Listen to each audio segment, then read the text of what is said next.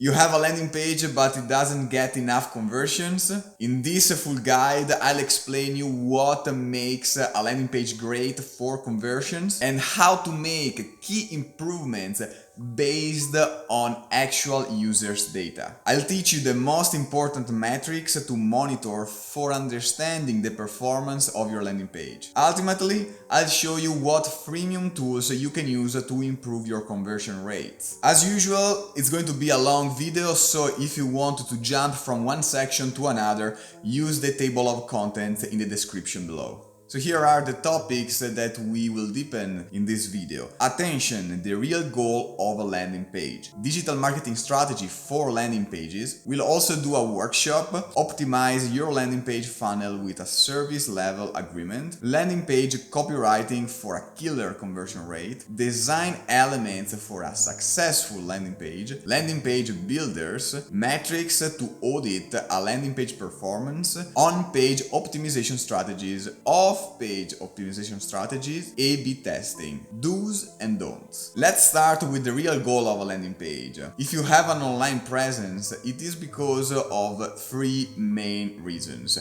You want to inform users or people, you want to convert them into leads, or you want to make sales, you want to sell your service or your product. If you don't include one of these three objectives, you actually don't need a website. On the opposite, if you build a website to include maybe all of these three objectives all together, you need landing pages to focus the attention of your user on a specific action. But what actually is a landing page? So let's start thinking of a web page built to make sales online, get leads, and also inform people.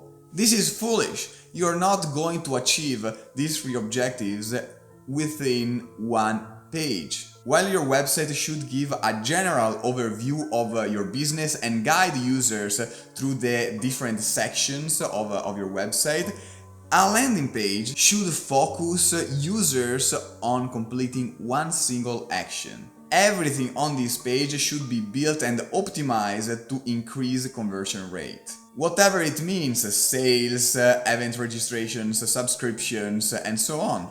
But remember, you can't achieve multiple objectives in one single landing page. In fact, I like to define a landing page as a web page that prompts users to take one specific action. The term landing page was first used by the Microsoft team in 2003 when they started developing a new strategy to remedy poor sales of their core product, Office. At that time, landing pages were so different from those you see today. These images represent two examples of old landing pages that Greg Edwards, CTO at iTools, inserted in his presentation Landing Page Eye Tracking Study published by Marketing Sherpa Store in 2005. And these are examples of old call to action buttons used in the same year. Can you believe it? In 2005, Dave Chaffee's, co-founder of Smart Insights, shared his immutable laws of a successful landing page, which defines as a specific page on a website created for visitors referred from marketing campaigns which are designed to achieve a marketing outcome. Basically, two main factors affected the way we build landing pages today. The first one is technological development, and the second one is the short attention span. 10 years ago, landing pages were stand-alone. It means that they were usually hard-coded by a developer and they weren't connected to third-party apps. Only in 2009, startups like Unbounce help users create landing pages with easy-to-use editors. By the way, I hate Unbounce. Keep watching this video and I will tell you what tool I use and recommend. The second reason why we couldn't bear the two landing pages that I showed you before of Marketing Sherpa Store is because of the short attention span. At that time, there wasn't a lot of competition for online content, but now it's so easy to publish stuff that online content has become overwhelming. So we need fewer words, more space, better design, proper colors, and many other elements to help us digest the content and keep focused. Now you know what a landing page is and why you should build one. But what are the digital marketing strategies that you can use to market them? A landing page digital marketing strategy is composed by 4 phases. Generating traffic, meaning what happens before the landing page. Conversions, what happens on the landing page. Secondary conversions, what happens in the thank you page. For example, you can use a thank you page to upsell, cross-sell, or prompt users to subscribe to other plans and so on. Retention, what happens after the thank you page, so a customer life cycle. In this image, I've outlined an example of a digital marketing funnel for landing pages. Basically, you have inbound traffic directed to your landing page. When your users convert, they land on a thank you page that you can use to move them forward in their buyer journey. Of course, this is a simplified scheme, but generally a marketing funnel is the result of a flowchart. So if you want to learn how to design your company's processes and guide strategically your users in their buyer journey, you can read my previous guide about the service blueprint, and you find the link in the description below. Now, let's talk about driving traffic to a landing page. If you have paid attention, I use the word drive and not attract. Because despite a lot of people think, you don't attract people to a landing page with inbound marketing techniques, for example with SEO, search engine optimization. A landing page must be marketed through paid channels with paid media. And I will explain to you why SEO doesn't work in a minute. Use whatever paid channel you want as long as it allows you to reach your target audience. In fact, the major factor for a landing page success is traffic quality. So how does it work? Usually every advertising platform such as Google Ads, Facebook Ads, LinkedIn Ads has their own targeting options that allow you to place your advertisement in front of people interested in your offering. One of the most important things is that you are going to communicate a message, a promise that you must keep on the landing page. It means that users, when they click on your ad, have certain expectations, and you must meet those expectations with the offering on the landing page. Otherwise, users will exit after a few seconds and you will achieve nothing. That's why clickbaiting or other shady techniques don't work, because your objective is not gathering as many views as possible, but you want people to convert on your page. Now let's use a real case study and see what Slack did to launch its product. In 2015, Slack launched its first marketing campaign called Make Work Better in 4 major cities of the United States. This image is one of their ads promoted with Facebook ads. They used a few different creative variants for men and women and let Facebook Ads AI rotate them. In this way, the artificial intelligence showed the most performing version. I've picked this ad because you can see several web design elements. The first one is that it is eye-catching. Thanks to the bright colors, unicorns and rainbows, it stands out for Facebook newsfeed, and the bubbly style reflects Slack's brand. The second point is that the CTA is clear. You can understand what their promise is. They give you a reason why you should click the ad. The third element is that you understand what the app does. The link description is informative and, in one phrase, summarizes what Slack does. Users perfectly know what it is all about. In 2015, Adweek interviewed Brad Morris, marketing director of Slack, who said, "If you run a large company, it's almost impossible to make a change that improves productivity by 30%. So that kind of result can be transformational. We wanted the campaign to express the very real benefits of Slack to people who have never heard about us, while also addressing the aspects of working life that everyone can relate in a playful way that was in keeping with our brand. Now, let's see where they drove traffic. Here is Slack's landing page. As you can see, they kept the promise and matched users' expectations with the copywriting and design. In this landing page, I like three key elements. The CTA is one and clear. There is no friction in the onboarding process. They allow you to try the product for free. They also have a free forever version, and getting started requires just an email address.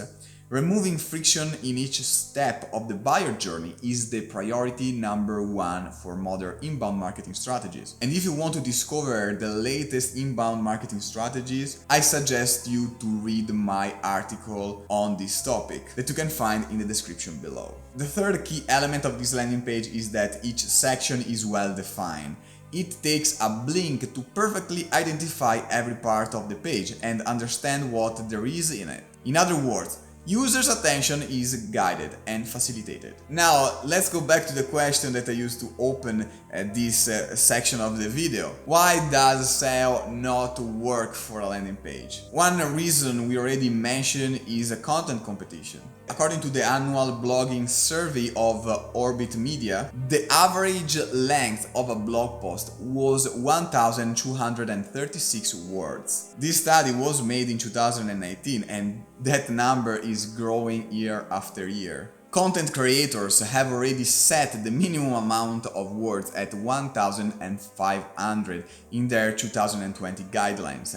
If you want to win the SEO, you need to write pieces at least 3,000 words long. So are you able to write at least 3,000 words on your landing page? But most importantly, are you really sure that a 3,000 word landing page is also efficient for conversion rate? The same survey of Orbit Media discovered that 55% of bloggers reported strong results with articles that passed 2,000 words. Now, do you remember the ugly landing pages of Marketing Sherpa Store of 2005 that I showed you at the beginning of this video?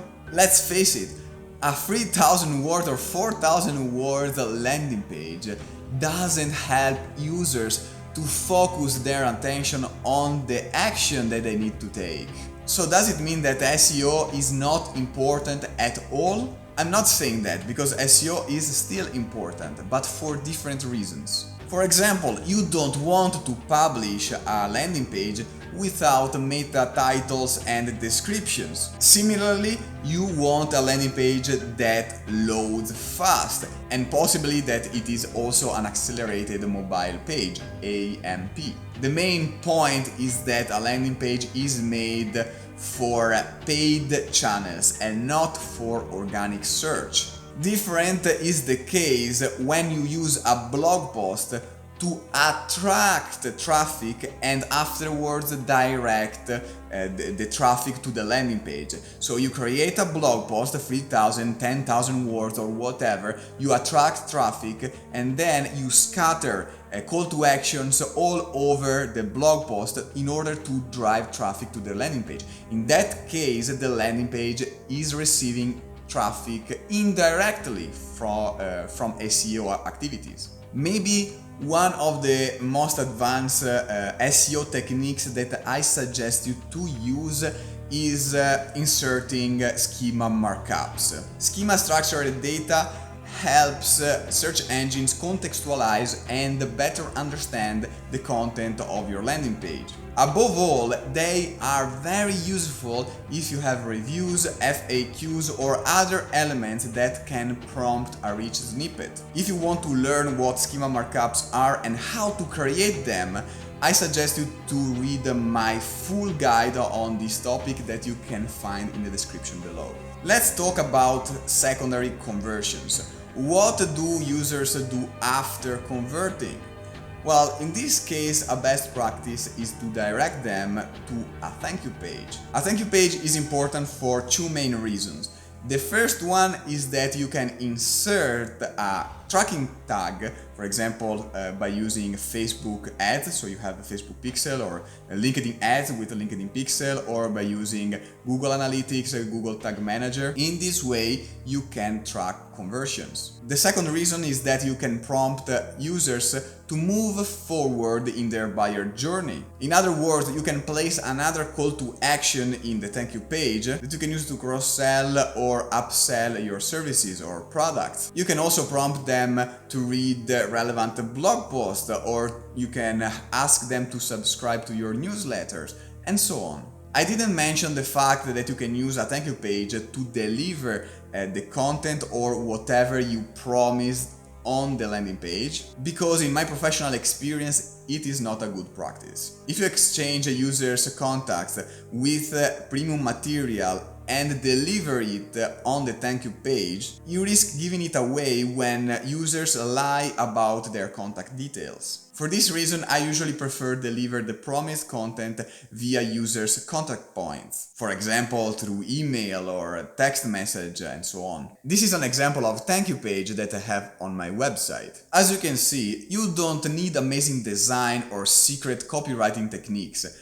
Being clear, simple and convincing is enough to achieve great results. This is another example of a thank you page where users are prompted to share an invitation to join an app. Let's understand how to use a landing page for analytics purposes. The first thing to do is to insert a no index tag on the page. You want to hide it from search engines. In this way, people will reach a thank you page only after converting on a landing page. You don't want to mix data among different categories of users. The second step is to insert a tracking tag to measure goal completions and conversions. Here we are at our workshop. Optimize your landing page with a service level agreement. If your company has a marketing and a sales team that work together, a service level agreement will give you the right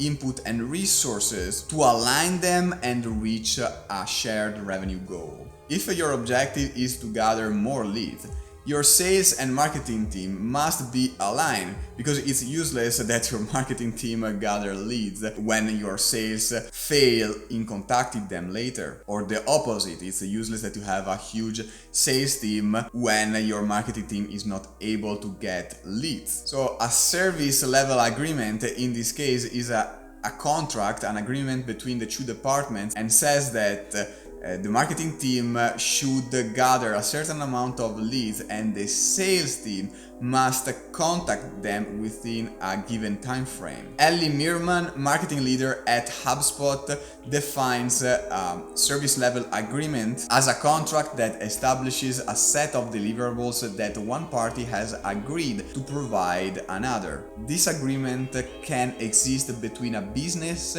and its customers, or one department that delivers a recurring service to another department within that business. If you want to put your skills into practice, download my service level agreement worksheet from the link in the description below, and go to the related blog article that you also find in the description below to do this amazing workshop. When I was in high school, I remember my teacher told me, "Alberto, you must learn how to select information." And in copywriting, this is exactly what you need to do on a landing page. Before even thinking of patterns and design elements to place on a landing page, you need to define the text that you are going to use. So what is a landing page copywriting for a killer conversion rate? The first step is to select relevant information and outline the titles of the different sections and paragraphs. I usually structure information with this order: value proposition, what is it all about, why should the users keep reading, be clear, informative and prompt users to take action. Benefits, describe your offering and its benefits. Results, achievable, objectify your offering and show the numbers or data supporting the value proposition. Social proof, outline a section for reviews and testimonials validating your offering. Demo, trial, examples. When possible, insert an example or demonstration of your offering or let users try it. There isn't a standard for text sections. The only way to know if you are good at copywriting or if the copywriting that you used on your landing page is good or not is to test your landing page by sponsoring it. As I always say, you can decide whether or not a strategy is good only after testing it. But what does it mean actually, copywriting? Well, to mention the words of Dan Lok, a Chinese-Canadian businessman and global educator, copywriting is a form of writing that is designed to sell. He usually structures a landing page by following this scheme. Heading: state the claim as a question to attract prospects' attention. The only goal of the headline is prompting the audience to read the first paragraph. Opening: this is where you explain what the page or website is all about. Empathize with the audience, put yourself in their shoes and connect with them by starting from their common questions or frustrations. For example, if you launch a landing page about a real estate course, you can write something like this. How can someone like me with no prior education in real estate, no skills and no experience start earning this year? Then you can answer the question in their mind. Credentials: establish credibility. Why should they listen to you? Offer: when you make your offer, show them how exactly you are going to solve their problem. Bullets: state the benefits of your offering. Each bullet corresponds to a benefit. Testimonials: this section provides third-party validation by showing what other people think of your offering. Value justification: people are always weighing multiple choices when it comes to spending their money. Their question is it worth it? In this section, you need to write a few statements to justify the price and convince them to take action. Risk reversal: prospects are afraid that the solution you offer may not work for them. Dan Lok recommends giving a guarantee or refund policy. He basically argues that when you sell a high volume of products or services, the return or refund request won't affect the bottom line, since sales should be ridiculously higher than refunds. If you have more refund requests than sales, it means your product or service isn't good enough. But depending on the product, I personally don't agree with this vision. For example, if you schedule a strategic digital marketing consultancy with me, I don't offer any refund policy. Because once my consultancy is delivered, there is no way for me to take it back. Anyway, the ninth section that Dan Lok suggests is the call to action. Prompt users to take action. I personally insert a call to action in each section of your landing page. The last element is urgency. Time kills sales. Give your prospects a deadline or a reason why they should convert now. Before I show you some examples of copywriting, let's see also some best practices that you can use for landing page copywriting. The first step is to research your public and try to answer these questions. What are their frustrations? What are their pain points? What are their goals? Where do they want to get to? After this homework, it will be much easier to speak directly to your target audience. If you want to learn more about targeting, read my full guide on market segmentation, and I have placed the link in the description below. The second copywriting principle is to resonate with your audience, and to do that, write as you speak. In this way, your prospects will hear your voice resonating in their head while they are reading your piece. As you can see from this example, the author communicates directly with the reader by establishing a personal me and you conversation.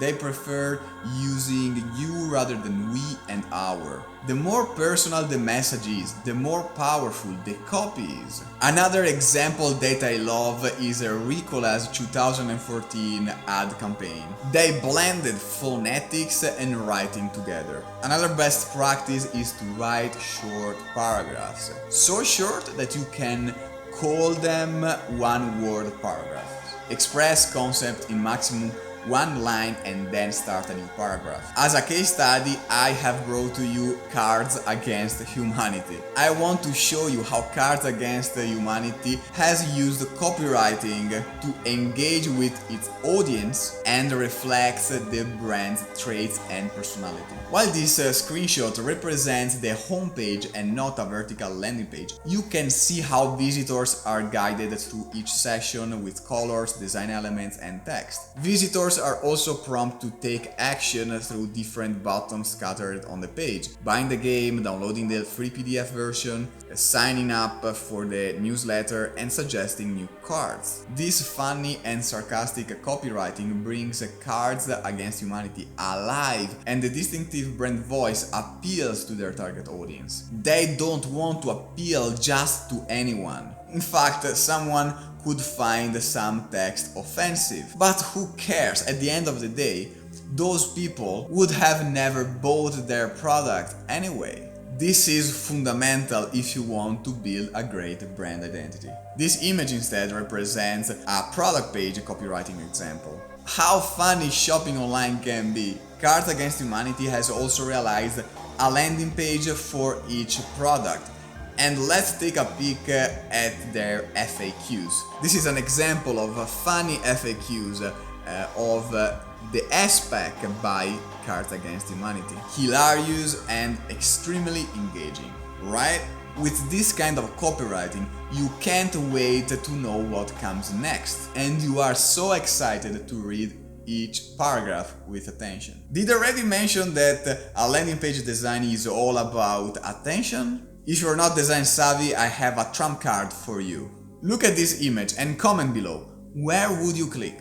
Now, same question, but different image. Well, where would you click? The bottom line is to focus users' attention on one single CTA, call to action. Whenever you or your team design a landing page, remember a peacock tail. You have to poke its eyes out before launching it online. Moving forward, you have to select the relevant information to insert on your landing page. Brainstorm the content by using Google Docs. You can find this tool within G Suite, but it has also a free forever version, and it allows your team to collaborate and work simultaneously on the project, allowing them to easily share the work during the approval or revision process. Once you have reordered all of your information, it's time to design a wireframe. You can use online tools, or you can also take a piece of paper and craft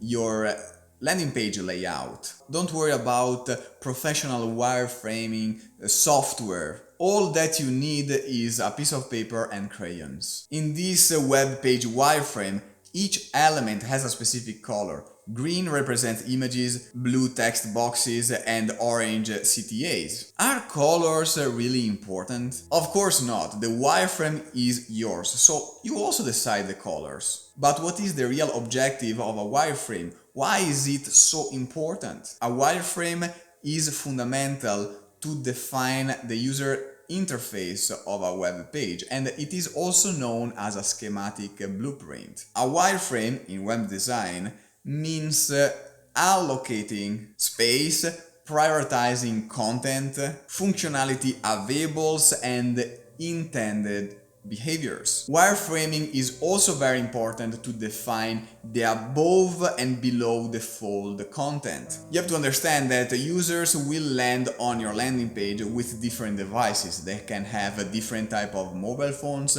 different type of computers. They can, for example, land on your page with a desktop or with a laptop or with a tablet. You have to know that a website loads first the content that a device screen is able to display without scrolling the page. All the not visible content is loaded in the background. The content that a device screen is able to display is called above the fold content. These two concepts are fundamental in web design, even more so when you are crafting or optimizing a landing page. It is very wrong filling the above the fold content with elements that don't help users understand what the page is all about. Once visitors land on a landing page, They should understand its promise and value proposition in a blink. Let's understand what I mean with an example. This is an awful example of landing page, a bad example of landing page, created by a New York digital agency, when digital experts are not so experts. As you can see, the above the fold content is filled by a huge hero image. In web design, a hero image is a large banner usually placed in the header at the top of a web page. This old school design doesn't work anymore. The image doesn't help users understand the content of the page, and what their device will display is nothing but the site's menu and hero image. If they want to see what the page is all about, they need to scroll down. Visitors need to get to the point fast. Make your messaging loud and clear right at the beginning to maintain audience engagement. According to 2020 Digital Trends Report by SimilarWeb, the growing usage of mobile devices has led to shorter web visit durations. You have about 11 seconds to catch users' attention. When you waste the above-the-fold content with non-relevant information, the attention span gets shorter faster. This landing page has also many other ineffective design elements. For example, the images don't help users understand the content. Don't insert images just for the sake of having images on the page. The different sections are not distinguishable.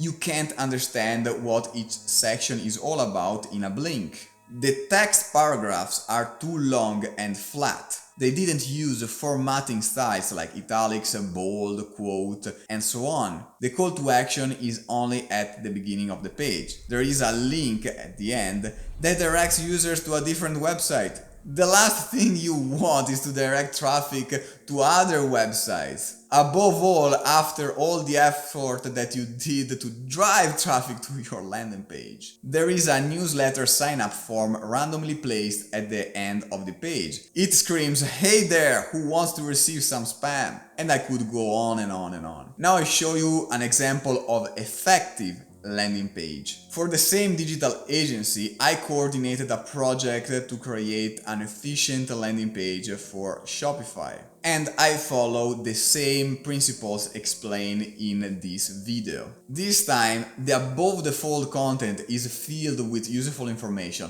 The CTA is one and each section is perfectly distinguishable. If you notice, the design elements help users digest the content. For example, the patterns behind the woman and man look like arrows and point to the text. The woman is looking directly at the viewer and creates a pose by engaging with users' eyes. The man is looking at the text, encouraging viewers to follow his eyes. I would have added other details like results achieved and adjusted the tone of voice according to the brand. But you know, when you work for somebody else, you need to reach compromises. Sometimes you even don't need a lot of text and images to create a great landing page. Depending on your marketing objective, you might opt for a minimal design solution. As you can see from this image, Wix claimed the object of the page in the above the fold content. The artwork prompts users to scroll down and viewers' eyes follow the waterfall direction.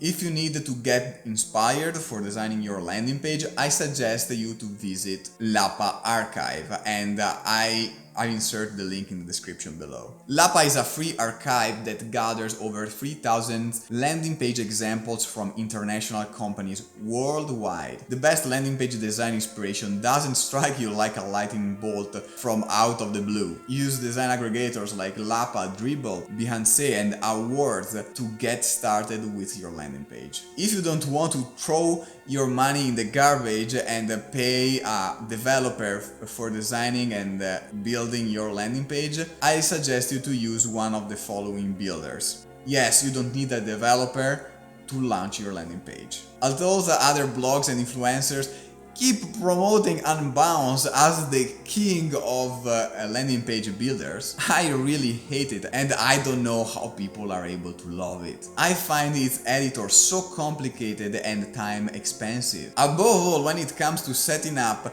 the layout of the mobile version of the page, the editor keeps changing the desktop version. It's crazy, never again.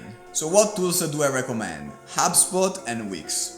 In reality, you can use HubSpot for hundreds of objectives. You can use it as a sales tool, as a CRM, as a marketing tool, but also as a landing page builder. HubSpot Builder is represented by an easy-to-use drag-and-drop editor, which you can use to design responsive web pages. And if you decide to use HubSpot to host your web infrastructure, your page load speed will skyrocket. In addition to this, you can use the builder to create unique dynamic user experiences. HubSpot continuously gathers data from users and adjusts the content of your web pages accordingly. For example, if a user visits your landing page but doesn't convert, HubSpot can show them a different version of the same page when they come around again. You can also exploit the HubSpot's AI to display different version of the same section of a page according to users' preferences. To have all of these advanced features, you also pay a premium price for this tool. But if you have a smaller budget, you can use Wix. Wix editor is so simple, prices are cheap, and it also guides you for SEO optimization. The drag and drop editor doesn't mess up the desktop version while you're working on mobile. Very frustrating thing that happens when you use Unbounce, for example. In addition, with Wix you can create infinite landing pages. You can also create a full-fledged website or e-commerce. Unbounce is super expensive for nothing because you can create just one or two or a few landing pages per price plan. Now that you know my best choices for landing page builders, let's talk about metrics to audit the performance of a landing page. The performance of a landing page is not only related to the page itself, but also to the quality of the traffic that is driven. It means that a landing page audit can be divided in two parts: on-page optimization and off-page optimization.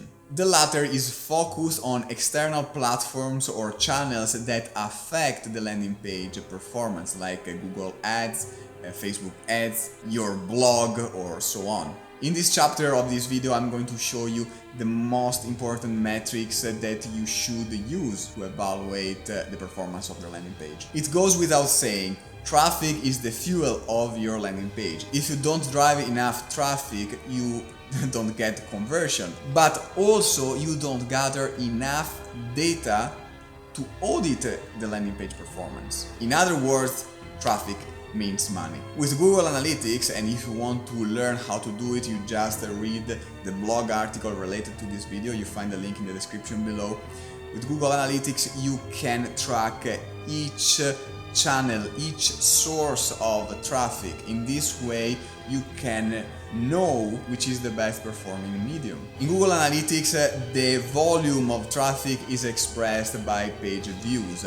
And before auditing the performance of your landing page, I suggest you to wait reaching about 1,000, 3,000 page views.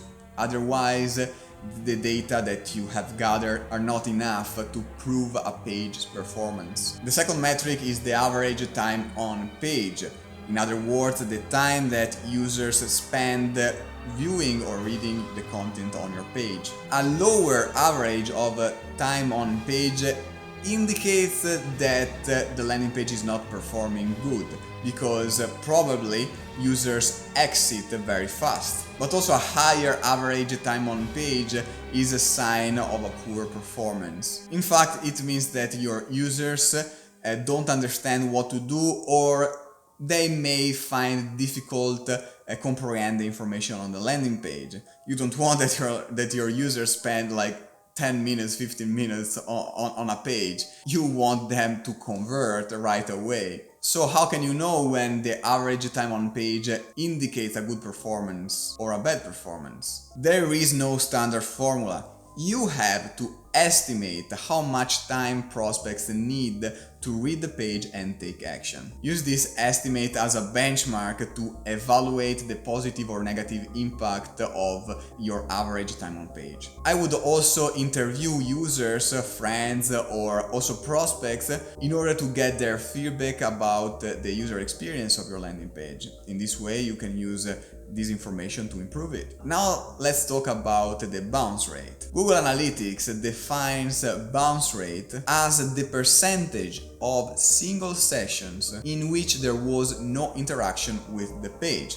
It means that when you look at your analytics and you see a high percentage of bounce rate, it doesn't mean that your landing page has a poor performance. Maybe users, they are just reading your content 4 minutes and then they exit. But if they spent 4 minutes, 5 minutes on the page to read and explore your content, it doesn't mean that they are not interested in your offering. So you always need to compare this metric with average time on page, because it really depends on what Google considers an interaction.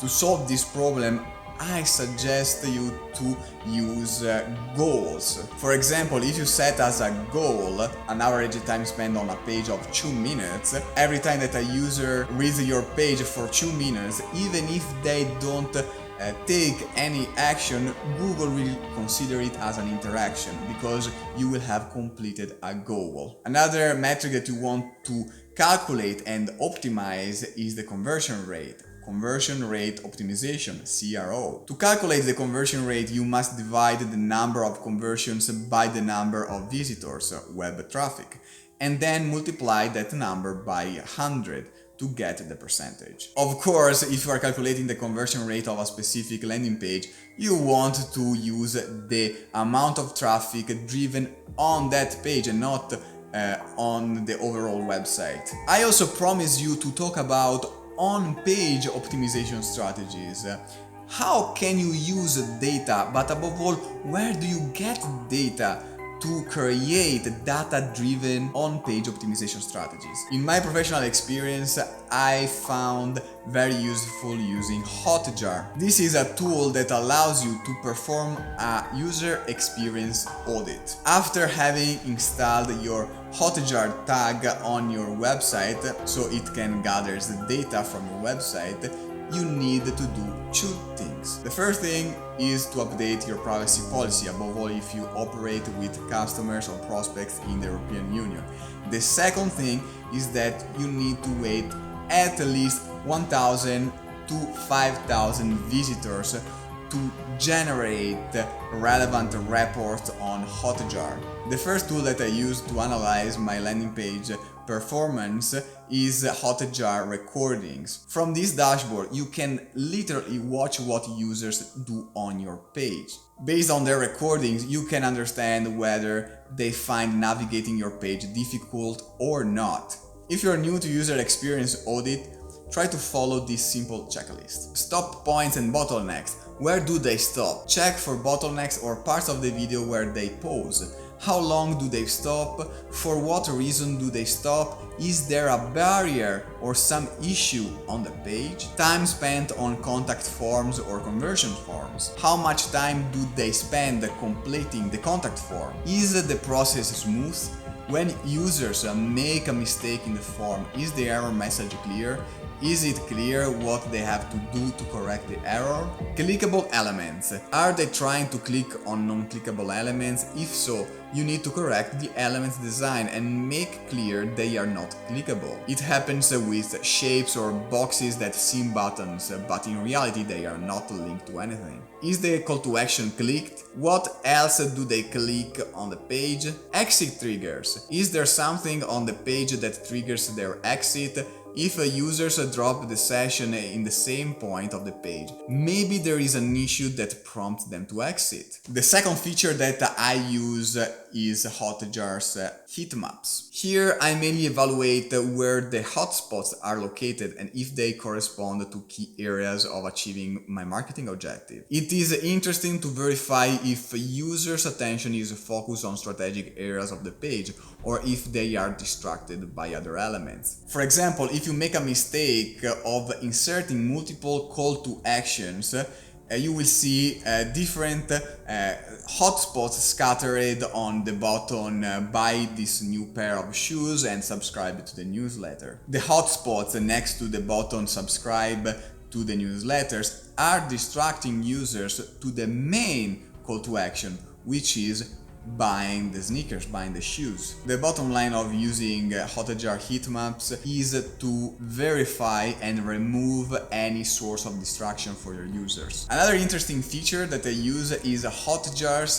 scroll heatmaps. This heatmap allows you to understand if users are scrolling the page and above all, if users understand to scroll the page. If you remember the Wix landing page with the waterfall that I showed you, the eye follows the direction of the waterfall, so it's very easy to understand that you need to scroll in order to see more content on the page. But if you don't have the skills or the budget to draw such an artwork, you can use a simple curly pattern like the one in this image. The above the fold content is delimited by that purple curly line that disappears at times in the below the fold content. So it prompts users to discover what's next in the page flow. Another technique is to show a cut image or video in the above the fold content. For example, the 3 images beneath the call to action on G Suite homepage are cut. This technique makes you think the images extend down in the page, so you are prompted to scroll and uncover them. While you just need the Hotjar for a landing page on-page optimization, you need to master different advertising tools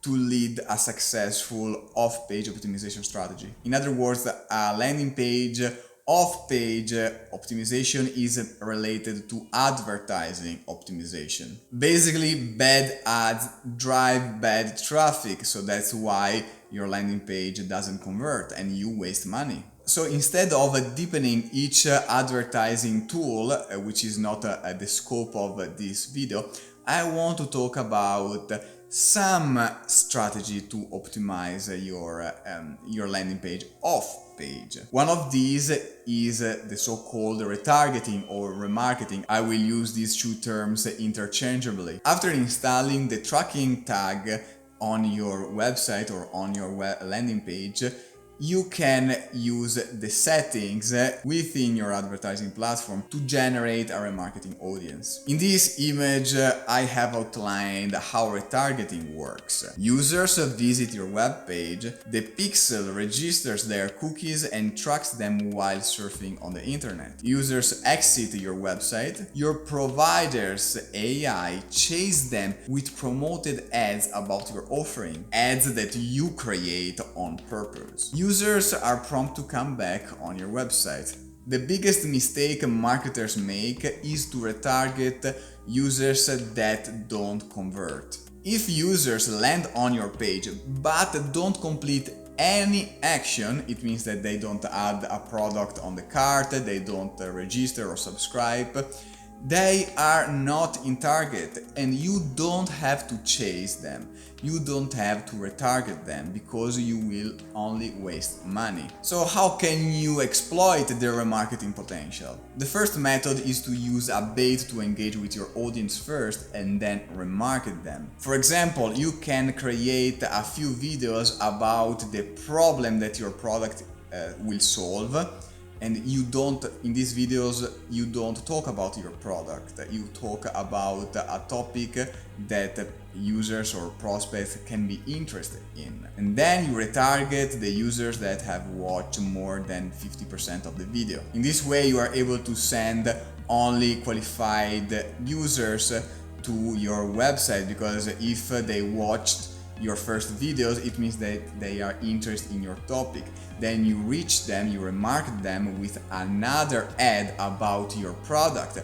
And if they click on that ad and they go on the landing page, it means that they are really interested, they are really in target for your business. The second method is to retarget the half conversions. As a half conversion, I mean when customers start the purchasing process but they don't finish it. For example, they add a product to the cart but they don't complete the purchasing process, they don't actually purchase that product. In this case, you can retarget the abandoned carts. Or another example is when you have multiple steps subscription forms. It's a good practice to ask for contacts in the first step, so if the user doesn't finish the whole process, you are able to reach out and prompt them to complete the form, like in this image. The third method is to retarget your website visitors, but don't retarget everyone. Filter your traffic and retarget only those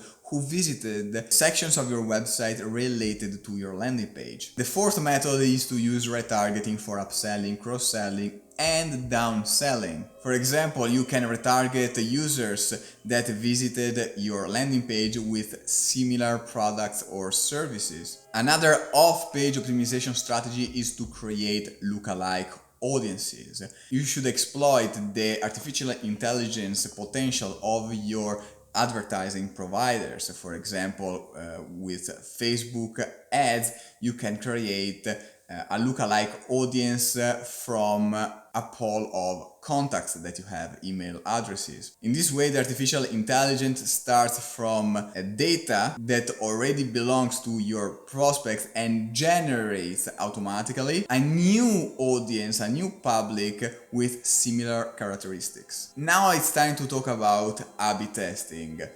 Do's and don'ts. When it comes to landing page optimization, all marketers start getting excited for A/B testing. But when do you have to do it in order to do it properly? An A/B test must be done only after reaching your ROI, return on investment.